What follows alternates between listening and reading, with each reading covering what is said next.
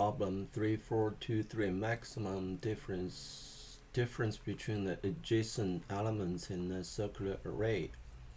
So we can start this problem with an initial result by calculate the difference between the last elements and the first one. Say 4 minus 1 equal to 3. Then go through the array to find out if there's something bigger than this one.